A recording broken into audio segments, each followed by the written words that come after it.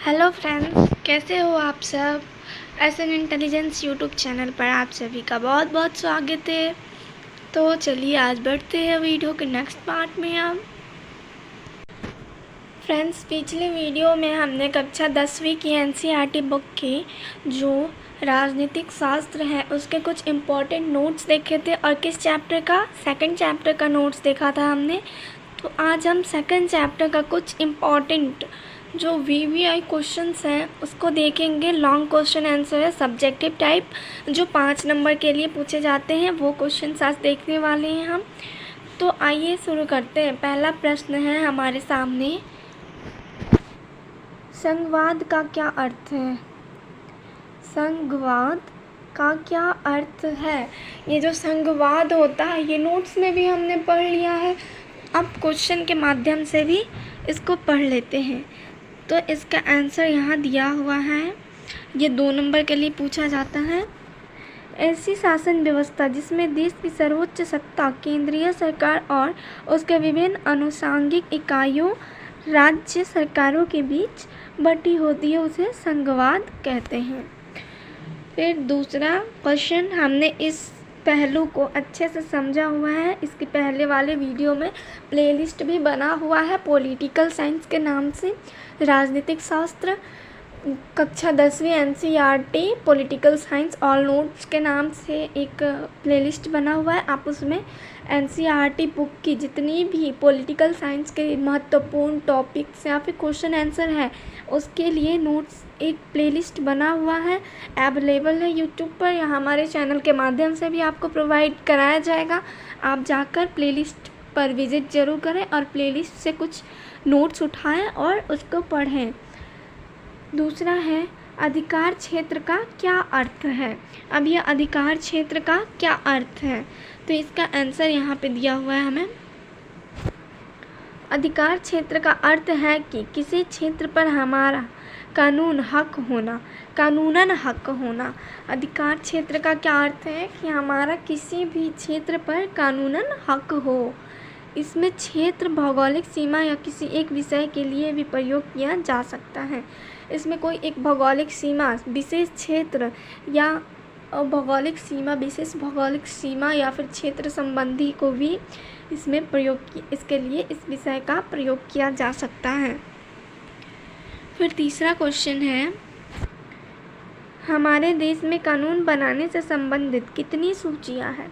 अब ये सूचियों के बारे में हमने पहले पढ़ा था, समवर्ती सूची, संघ सूची, और इसके बाद समवर्ती सूची बहुत इम्पोर्टेंट है।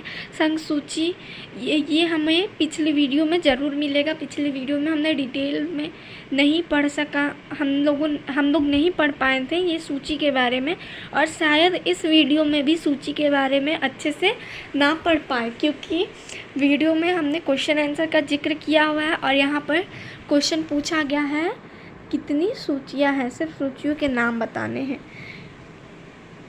तो यहाँ पे हमें दिया हुआ है हमारे देश में कानून बनाने से संबंधित 3 सूचियाँ हैं। वो कौन कौन सी है, समवर्ती सूची, फिर राज्य सूची, और एक और होती है समवर्ती सूची, राज्य सूची और संघ सूची। क्या होती है, राज्य सूची, समवर्ती सूची और संघ सूची। चौथा नंबर प्रश्न है, विकेंद्रीकरण का क्या अर्थ है। ये जो विकेंद्रीकरण होता है ये भी आपको पिछले वीडियो में प्रोवाइड कराया गया है। विकेंद्रीकरण का क्या अर्थ है, मतलब विकेंद्रीकरण मैंने आप लोगों को पिछली वीडियो में समझाया था। केंद्र का जिक्र हुआ है यहाँ, क्या चीज़ का जिक्र है, केंद्र का मतलब क्या होता है, कोई एक मान लो एक सर्कल है, एक वृत्त है, उसका भी तो एक केंद्र होता है जहाँ से कि जितनी भी त्रिज्याएं हम खींच लेते हैं। ये हमारे पास एक सर्कल है और मान लेते हैं हम इसका केंद्र ये है, गलत जगह पे चला गया केंद्र, लेकिन यहीं पे मानते हैं हम। तो यहाँ से जितनी भी दूरियां हम खींचेंगे तो क्या होंगी, बराबर होंगी। ये सारी क्या है, त्रिज्याएं हैं, त्रिज्याएं बराबर होती हैं। मतलब क्या है, विकेंद्रीकरण ये एक शक्ति का पृथक्करण होता है जो कि राज्य सरकार, संघ सरकार और केंद्रीय सरकार के मध्य विभक्त होता है, बराबर बराबर हिस्सेदारी होती है। तो डिफिनेशन देखते हैं इसका, यहाँ पे दिया हुआ है। विकेंद्रीकरण का अर्थ है केंद्र की सत्ता से शक्तियाँ लेकर निचली प्रशासन की इकाइयों को देना। विकेंद्रीकरण का अर्थ है केंद्र की सत्ता से शक्तियाँ लेकर निचली प्रशासन की इकाइयों को शक्तियाँ देना। जो ये सत्ता है, हमारी सत्ता है, और सत्ता का जो सत्ता की साझेदारी लेसन फर्स्ट था, उसमें सत्ता के बारे में अच्छे से हमने पढ़ा है, तो वो देखेंगे आप तो सत्ता के बारे में पता चलेगा। तो सत्ता से शक्तियाँ लेकर जो निचली प्रशासन की इकाइयाँ होती हैं, जैसे ग्राम सभा, पंचायत, ये सब हो गया, राज्य सभा, केंद्र सभा, लोकसभा, ये तो ऊंची वाली पद हो गई, ऊंची सत्ता हो गई। और ये जब ग्राम पंचायत, फिर ग्राम, ये जो सारी हैं पंचायत संबंधी कुछ सत्ता हैं या फिर कुछ इकाइयां हैं प्रशासन की, उसको शक्तियां देना, कहाँ से, सत्ता से लेकर, तो उसको क्या कहते हैं, विकेंद्रीकरण कहते हैं। क्वेश्चन नंबर 5 है, शासन के संघीय तथा एकात्मक स्वरूपों में क्या क्या मुख्य अंतर है। शासन के संघीय तथा एकात्मक स्वरूपों में क्या क्या मुख्य अंतर है, इसे उदाहरणों के माध्यम से स्पष्ट करें। इसका उदाहरण भी देना है। तो आइए देखते हैं इसका आंसर। ये कहता है शासन के संघीय तथा एकात्मक स्वरूपों में निम्नलिखित मुख्य अंतर हैं। एकात्मक स्वरूप, अब एकात्मक स्वरूपों से जो मुख्य अंतर निकलते हैं उसके बारे में पहले पढ़ेंगे। पहला पॉइंट कहता है राष्ट्रपति नाम मात्र का अध्यक्ष होता है। जो राष्ट्रपति है वो सिर्फ नाम के लिए एक अध्यक्ष चुन दिया गया रहता है कि भाई आप मुख्य हैं, आप रहो। सरकार का वास्तविक अध्यक्ष प्रधानमंत्री होता है। भारत में ऐसा ही होता है। मतलब जैसे कि राष्ट्रपति हैं, अभी हाल ही में बनी हुई है द्रौपदी मुर्मू, जो कि आदिवासी प्रथम महिला राष्ट्रपति बनी हुई हैं और द्वितीय स्थान पर महिला राष्ट्रपति हैं। तो ये जो राष्ट्रपति हैं वो एक सिर्फ नाम के लिए राष्ट्रपति घोषित होता है, नाम के लिए होता है कि भैया चलो तुम नाम के लिए नहीं, चलो तुम राष्ट्रपति हो, तुम्हें हम सबसे सर्वोपरि मानते हैं, सबसे ऊंचा पद आपका है। लेकिन जो सरकार का वास्तविक अध्यक्ष होता है, सरकार को नियंत्रित कौन करता है, सरकार का नियंत्रण प्रधानमंत्री के हाथ में होता है। जो प्रधानमंत्री होता है वही हर जगह नियंत्रण करता है। जैसे आप देखते होंगे कि मोदी जी कहाँ अमेरिका घूमते हैं, फिर स्विट्ज़रलैंड जाते हैं, या जहाँ जहाँ फॉरेन में कहाँ कहाँ उनका लेन देन है, तो कौन ये सारी डील्स कौन करता है, ये सारी डील्स फाइनल करता है देश का प्रधानमंत्री। भारत में ऐसा ही होता है। मतलब कि भारत का जो संविधान है, भारत में जो लोकतंत्र चलता है वो इसी प्रकार का है। फिर सेकंड नंबर पॉइंट है राष्ट्रपति के चुनाव जनता द्वारा प्रत्यक्ष नहीं होता है। जो राष्ट्रपति, ये तो सबको जानता ही है, राष्ट्रपति का चुनाव जनता द्वारा प्रत्यक्ष रूप से नहीं होता है, लेकिन उसमें जनता की भी भागीदारी होती है। अब ये क्यों होती है, अब इसको पहले कंप्लीट कर लेते हैं। भारत का राष्ट्रपति जनता द्वारा सीधा नहीं चुना जाता, वरन उसे संसद और क्रांति विधानमंडलों के सदस्य चुनते हैं। जो राष्ट्रपति होता है उससे स्वयं जनता नहीं चुनती है। क्या करती है वो जनता, जो प्रधानमंत्री बनाए गए होते हैं जनता द्वारा, या फिर संसद में, या जो भी विधानमंडल होते हैं, संसद होते हैं, कुछ राज्य स्तर होते हैं, मुख्यमंत्री होते हैं, कुछ ऐसे नेताओं का गुट होता है जो मिलकर राष्ट्रपति का चुनाव करते हैं। इसमें भी जनता का अप्रत्यक्ष रूप से भागीदारी होता है, क्योंकि जनता द्वारा चुने गए लोग ही राष्ट्रपति का चुनाव करते हैं, कोई दूसरा नहीं करता। थर्ड नंबर पॉइंट है कार्यपालिका अथवा मंत्रिमंडल विधानमंडल अथवा संसद का एक ही भाग होता है, क्योंकि मंत्रिमंडल के सभी सदस्य संसद के भी सदस्य होते हैं। भारत में यह पद्धति प्रचलित है।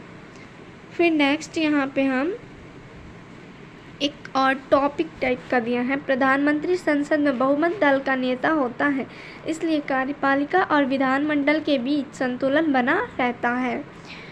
फिर इसमें एक और पॉइंट है, सेंसर का सरकार पर पूर्ण नियंत्रण होता है।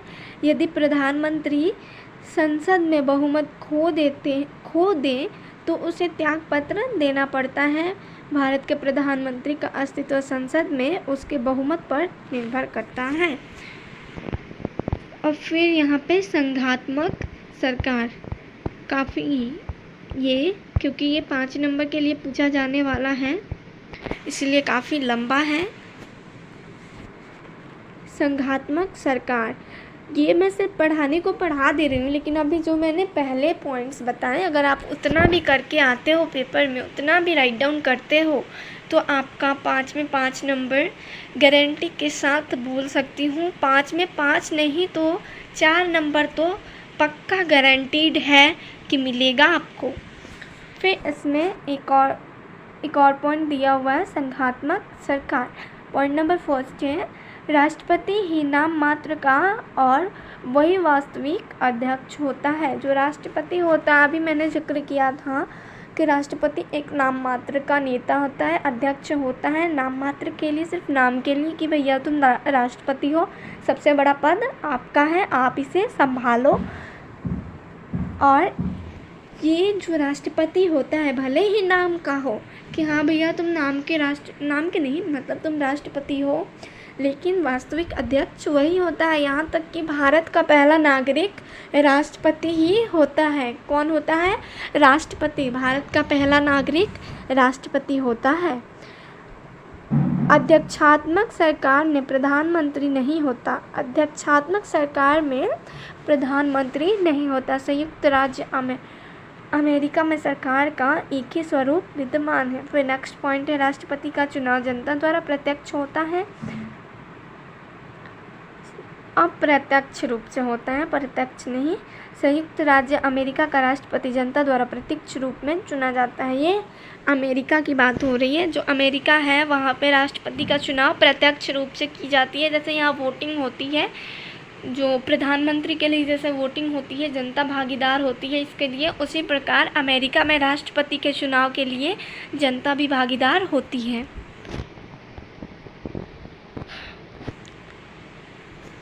फिर यहाँ पे कार्यपालिका विधानमंडल का भाव नहीं होती। राष्ट्रपति और उसके सचिव विधानमंडल या कांग्रेस के सदस्य नहीं होते। संयुक्त राज्य अमेरिका में ऐसे ही पद्धति विद्यमान है। राष्ट्रपति और संसद के सदस्यों का चुनाव करने के लिए अलग अलग चुनाव होते हैं, अतः जरूरी नहीं है कि राष्ट्रपति भी उसी दल का हो जिससे कांग्रेस का बहुमत प्राप्त होता है। फिर एक और यहाँ पे पॉइंट है, संसद का राष्ट्रपति पर कोई नियंत्रण नहीं होता है। जो संसद होता है भैया, क्या बोलता है, संसद तो सब किसी को कंट्रोल करता है, लेकिन राष्ट्रपति को कंट्रोल नहीं कर सकता। क्यों? क्योंकि उसके पास उतना पावर है ही नहीं। राष्ट्रपति तो सबसे ऊंचा पद होता है, तो अब राष्ट्रपति को संसद कहाँ कंट्रोल करेगा? राष्ट्रपति को त्यागपत्र या फिर कोई भी किसी भी तरह की हिस्सेदारी, साझेदारी, कोई भी कार्य हो, राष्ट्रपति के ऊपर कोई इल्ज़ाम, कोई भी कानून कायदे कौन लगाता है? तो वो न्यायपालिका के द्वारा जो मुख्य न्यायाधीश होता है उसके पास वो अधिकार होता है भैया, सिर्फ वही कर सकता है। अपने कार्यकाल में राष्ट्रपति को आसानी से नहीं हटाया जा सकता है। राष्ट्रपति के पास कम पावर थोड़ी ना होता है, भले वो नाम के लिए मतलब कि राष्ट्रपति मुख्य होता ही है, भले बोला जाता है जैसे राष्ट्रपति का कोई काम नहीं है, सिर्फ जितने सारे काम हो रहे हैं वो तो नीचे वालों के अंडर हो गए, सब कुछ सेटिस्फाइड हो गया है, राष्ट्रपति को सिग्नेचर देना है, सिग्नेचर करके उनको बस एक बार पेपर रीड कर लेना है, ऐसा ही माना जाता है। लेकिन नहीं भैया, राष्ट्रपति के पास बहुत पावर होता है। अमेरिका के राष्ट्रपति को उसके 4 वर्ष की अवधि से पहले साधारणतया हटाया नहीं जा सकता है।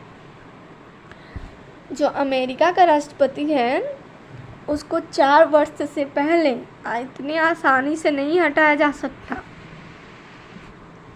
हमारा 5 नंबर क्वेश्चन कंप्लीट हो गया। बहुत बहुत इस पे जिक्र हो गई, क्योंकि कुछ काफ़ी लॉन्ग था क्वेश्चन और इसको उदाहरण सहित भी समझाना था, तो उसमें कुछ एग्जाम्पल टाइप के जो अमेरिका और इंडिया के राष्ट्रपति ये सब बातें हुई वो एक एग्जाम्पल ही था। 6 नंबर क्वेश्चन है, संघवाद में किस आधार पर केंद्र तथा राज्य सरकारों के बीच शक्तियों को बंटवारा हुआ है। जो शक्तियां हैं उनका किस प्रकार से बंटवारा हुआ है, किनके बीच, केंद्र तथा राज्य सरकारों के बीच शक्तियों का पृथक्करण हुआ है ना भैया, विकेंद्रीकरण। तो वो किस प्रकार से हुआ है, किस आधार पर हुआ है, केंद्र और राज्य सरकारों के बीच में, अब वो पढ़ेंगे हम। ये भी काफ़ी इम्पोर्टेंट क्वेश्चन है, अक्सर 5 नंबर के लिए पूछा जाता है, 5 नहीं 4 नंबर के लिए पूछा जाता है। संघीय शासन प्रणाली के भीतर सरकार की शक्तियों का विभाजन समस्त देश की सरकार और देश के विभिन्न प्रदेशों की सरकारों के बीच विभाजन इस प्रकार किया जाता है कि प्रत्येक सरकार अपने अपने क्षेत्र में कानूनी तौर पर एक दूसरे से स्वतंत्र होती है। ये जो है संघीय शासन प्रणाली के भीतर, मतलब संघीय शासन प्रणाली के अंतर्गत शक्तियों का विभाजन कुछ इस प्रकार से किया गया है। सरकार और देश के विभिन्न प्रदेश की सरकार, मतलब केंद्र और राज्य सरकारों के बीच कुछ इस प्रकार से किया गया है कि प्रत्येक सरकार अपने अपने क्षेत्र में कानूनन जो है स्वतंत्र है, एक दूसरे से स्वतंत्र हैं, उनको अपने फैसले करने का अधिकार है। भले उन्हें स्वीकृति लेने के लिए संसद, फिर लोकसभा, केंद्र सभा, इन सब की ज़रूरत पड़ती है, लेकिन वो अभी स्वतंत्र हैं, स्वच्छंद हैं। देश की सरकार का अपना अधिकार क्षेत्र होता है और यह देश के अन्य अंगों की सरकारों के किसी प्रकार के नियंत्रण के बिना अपने अधिकारों का उपयोग करती हैं एवं इन अंगों की सरकारें भी स्वयं अपने स्थान पर अपनी शक्तियों का उपयोग केंद्रीय सरकार के किसी नियंत्रण के बिना ही करती हैं। तो ये जो है देश के जो भी सरकारें हैं उनका सबका अपना अपना अधिकार क्षेत्र होता है और इन सभी देश के अन्य जितने भी विभिन्न क्षेत्र हैं उनके विभिन्न अंग होते हैं, सरकारों की विभिन्न अंग होते हैं जो कि किसी के बिना नियंत्रण में रहे अपने अधिकारों का उपयोग करती हैं और इन अंगों की सरकार भी स्वयं अपने स्थान पर अपनी शक्तियों का उपयोग केंद्रीय सरकार के किसी नियंत्रण के बिना ही करती हैं। फिर केंद्र और राज्य सरकारों की विधायिका अपनी अपनी सीमित शक्तियों का प्रयोग करती हैं। ये जो विधायिका है, केंद्र और राज्य सरकार की विधायिका होती हैं, वो अपनी अपनी शक्तियों का प्रयोग करती हैं। और कैसी शक्तियाँ, इनके पास ये नहीं कि अनलिमिटेड सोर्स है, पावर की अनलिमिटेड सोर्स है, जो चाहो वो कर लो, नहीं, इनके लिए भी कानून कायदे बनाए गए हैं, इनका भी लिमिटेड पावर यूज़ है। इनका जो शक्ति होता है वो लिमिटेड होता है, सीमित होता है और अपनी सीमित शक्तियों का ही प्रयोग कर पाते हैं ये, ठीक है। इसका स्क्रीनशॉट ले सकते हैं आप सब। फिर यहाँ थोड़ी सी एक और लाइन का जिक्र किया गया है, दोनों में कोई किसी के अधीन नहीं होता बल्कि एक दूसरे के समन्वय होता है। मैंने अभी बताया स्वतंत्र होते हैं, स्वच्छंद होते हैं ये सरकार, केंद्र और राज्य सरकार अपनी शक्तियों का उपयोग करने के लिए। तो इनके बीच कोई भी किसी का गुलाम नहीं होता, किसी के अधीन नहीं होता, ये अपने अपने ऊपर एक दूसरे के ऊपर डिपेंड करते हैं, एक दूसरे के ऊपर समन्वयक होते हैं, मतलब एक दूसरे के पूरक हैं। फिर क्वेश्चन नंबर एक और क्वेश्चन देखते हैं, क्वेश्चन को भी रीड करना ज़रूरी है।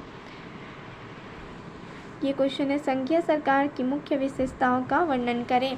ये जो संघीय सरकार है, संघीय सरकार की क्या क्या मुख्य विशेषताएं हैं। अब कोई ना कोई तो विशेषता ज़रूर होगी, तभी तो वो एक चैप्टर बन गया, हमारे संविधान में इसका जिक्र है, हमारा भारत इसी के ऊपर आधारित है, कोई तो कोई विशेषता होगी।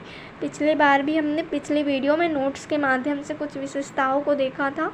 अब क्वेश्चन के माध्यम से भी देख लेते हैं। 2 नंबर के लिए पूछा जा सकता है ये क्वेश्चन, संघीय सरकार की मुख्य विशेषताओं का वर्णन करें। पूछा जा नहीं सकता, कई बार पूछा जा चुका है ये क्वेश्चन, तो आइए जिक्र करते हैं इसका हम।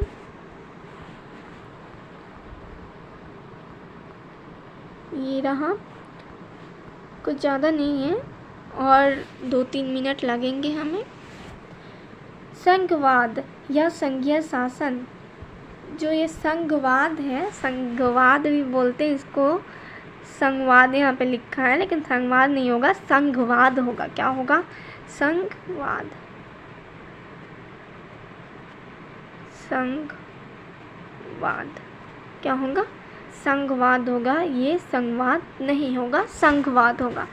संघवाद या संघीय शासन व्यवस्था वह व्यवस्था है, यहाँ पे वह व्यवस्था होना चाहिए, वह दिया हुआ है, वह होगा यहाँ। संघवाद या संघीय शासन वह व्यवस्था है जिसमें देश की सर्वोच्च सत्ता केंद्र सरकार और उसके विभिन्न अनुषंगिक इकाइयों के बीच में बट जाती है। फिर इसके महत्वपूर्ण विशेषता देख लेते हैं। संघीय व्यवस्था की महत्वपूर्ण विशेषताएं निम्नलिखित हैं, जो कर सकते हैं। पहला पॉइंट है, संघ सरकार 2 या 3 स्तरों वाली होती है। ये जो संघ सरकार है, संघीय शासन व्यवस्था है, ये 2 से 3 स्तरों वाली होती है। इनके विभिन्न स्तर होते हैं, जो इनके कानून कायदे बनाए जाते हैं उनका अलग अलग स्तर होता है। तो ये 2 या 2 से अधिक, या यूँ कह सकते हैं 2 या 3 स्तरों वाली होती है। फिर सेकंड पॉइंट देखते हैं हम, विभिन्न स्तरों की सरकारें हैं, एक ही नागरिक समूहों पर शासन करते हैं, परंतु उनके अधिकार क्षेत्र अलग अलग होते हैं। जो शासन करता है वो नागरिकों पर या फिर नागरिकों के कुछ समूहों पर शासन करते हैं, लेकिन इनके जो अधिकार क्षेत्र हैं, इनकी जो अधिकार दी गई हुई है, इनको लिमिट दिया गया है, वो अलग अलग होते हैं। फिर थर्ड नंबर पॉइंट है, संविधान में इन विभिन्न स्तरों की सरकारों के अधिकार क्षेत्र का विवरण दिया होता है ताकि किसी आपसी संघर्ष की कोई संभावना ना रहे। ये जो संविधान है हमारा, संविधान की वजह से ही हमारा भारत अभी तक चल रहा है और इसमें कोई विवाद उत्पन्न नहीं हो रहा है, वरना अब तक कितनी लड़ाइयाँ हो चुकी होती शासन प्रणाली को लेकर। तो यहाँ पे ये बताया गया है, संविधान से इन विभिन्न स्तरों की सरकारों के अधिकार क्षेत्र का विवरण दिया होता है ताकि किसी आपसी संघर्ष की कोई संभावना ना रहे। जो मैंने अभी बताया, अगर संविधान नहीं होता तो कितने संघर्ष हो चुके होते, कितनी मारपीट हो चुकी होती, ले धड़ाम इधर से, ले धुड़ूम उधर से, मतलब जितने दल होते वो आपस में लड़ाई करने लगते हैं कि नहीं भैया मेरा शासन चलेगा, मेरे नियम कानून चलेंगे। तो दूसरा दल बोलता नहीं, मैं आपका क्यों मानूं। आजकल तो कोई किसी का खुद का नहीं मानता, दूसरों की क्या ही माने। तो इस तरह से लड़ाई होने लगती, इसलिए संविधान ने शक्तियों का पृथक्करण विभिन्न स्तरों पर कर रखा है। फिर एक ये मेन पॉइंट बचता है, एक सर्वोच्च न्यायालय की व्यवस्था होती है जो केंद्र और राज्य सरकार तथा विभिन्न राज्यों के बीच अधिकारों के विवाद की स्थिति में महत्वपूर्ण भूमिका निभाता है। सर्वोच्च न्यायालय होता है जो कि स्वतंत्र होती है, स्वच्छंद होती है, उस पर किसी का जोड़ नहीं होता है, किसी का प्रेशर नहीं रहता कि आपको इनके पक्ष में न्याय देना है, नहीं तो उनके पक्ष में देना है। कोई दल स्वतंत्र सर्वोच्च न्यायपालिका पर अपना बल नहीं जमा सकता है कि आपको मेरे पक्ष में ही न्याय करना है, ऐसा कुछ नहीं है। तो इसके लिए स्वतंत्र न्यायपालिका की स्थापना की गई है, जो क्या करता है, केंद्र और राज्य तथा विभिन्न राज्यों के बीच अधिकारों के विवाद की स्थिति में महत्वपूर्ण भूमिका निभाता है। इसी के साथ हम आप सभी से विदा लेते हैं और वीडियो के एंड में मैं आप सभी से रिक्वेस्ट करती हूँ कि वीडियो को लाइक और शेयर ज़रूर करें। मैं नहीं चाहती कि वीडियो स्टार्ट हो जाए उसके बाद बीच बीच में ये बोलती रहूँ तो पढ़ाई में डिस्टर्बेंस होते रहता है, इसलिए मैं आप सभी के लिए लास्ट में रिक्वेस्ट किया करती हूँ। सो मेरी रिक्वेस्ट ज़रूर माने, वीडियो को लाइक और शेयर भी करें। तो अब विदा लेते हैं हम आपसे, फिर मिलेंगे कल रात को 8:30 बजे इसी समय पर। आप सब तैयार रहना, फिर कुछ इम्पॉर्टेंट क्वेश्चंस या नोट्स के साथ हम ज़रूर आएंगे आप सभी के बीच। आप सभी का प्यार बना रहे हम पे। धन्यवाद।